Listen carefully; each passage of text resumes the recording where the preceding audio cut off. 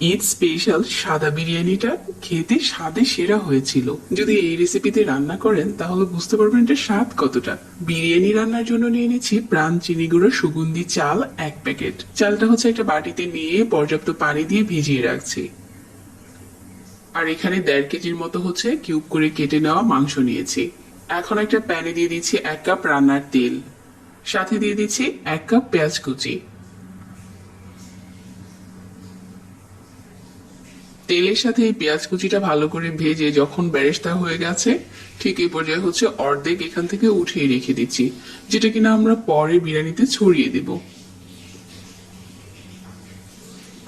আর এই পেঁয়াজ কুচির মাঝে দিয়ে দিচ্ছি 2 টেবিল চামচ আদা বাটা আর 1 টেবিল চামচ রসুন বাটা। মাংসটা দিয়ে দিলাম এখন। আর উপরে দিয়ে দিচ্ছি কাঁচা মরিচ ফালি করে নেওয়া 10 থেকে 15টার মতো। 1 প্যাকেট দিয়ে দিচ্ছি বিরিয়ানি মশলা। হাফ কাপ দিয়ে দিচ্ছি টক দই। স্বাদ মতো লবণ অ্যাড করে দিচ্ছি। আর সবকিছুকে একবার নেড়ে চেড়ে ভালো করে মিশিয়ে নিচ্ছি।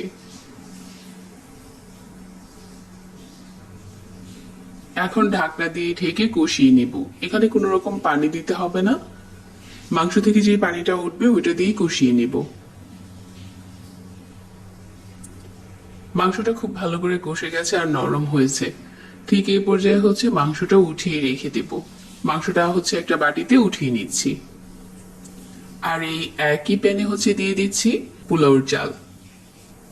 ভালো করে নেড়েচেড়ে কিছুক্ষণ ভেজে নিচ্ছি। হাফ কাপ দিয়ে দিচ্ছি তরল দুধ আর কিছু কিশমিশ দিয়ে দিচ্ছি। আলু বুখারাও দিতে পারেন এখানে। আর পানি দিয়ে দিচ্ছি 5 কাপ। প্যাকেটের ভিতরে যে আস্ত গরম মশলাটা থাকে ওইটাও দিয়েছি। আর ঢাকনা দিয়ে ঢেকে ভালো করে সিদ্ধ করে নিয়েছি কিছুক্ষণ। পানিটা যখন ট্রেনে গেছে ওই পর্যায়ে হচ্ছে আগে থেকে যে মাংসটা উঠিয়ে রেখেছিলাম ওইটা দিয়ে দিলাম। আর উপরে পেঁয়াজ বেরেস্তা ছড়িয়ে আর দিয়ে দিচ্ছি 1 টেবিল চামচ ঘি। এখন সবকিছু নেড়েচেড়ে মিশিয়ে নিয়েছি। এটাতে বাড়তি কোনো ঝামেলা নেই আর খেতেও অনেক টেস্টি ছিল। আর যে চালটা আমি আজকে নিয়েছি এর জন্য বিরিয়ানির রাইসগুলো অনেক ঝরঝরা হয়েছিল আর দারুণ একটা স্মেল ছিল। এখন এটা গরম গরম পরিবেশন করার পালা। আসছে ঈদে যারা সহজ রেসিপিতে বিরিয়ানি রান্না করতে চান, এটা হতে পারে স্বাদে সেরা একটা রেসিপি। মা বা নানি দাদিদের কাছ থেকে প্রজন্ম থেকে প্রজন্মে আমরা রান্নার অনেক মজাদার রেসিপি শিখেছি। ঠিক তেমনি চিনি গুঁড়া চাল দিয়ে আপনার শেখানো সেই সব মজাদার রেসিপি শেয়ার করুন আমাদের সাথে। অংশগ্রহণ করুন আমাদের প্রাণ চিনি গুঁড়া রাইস প্রজন্ম থেকে প্রজন্মের ক্যাম্পেইনে আর জিতে নিন আকর্ষণীয় পুরস্কার।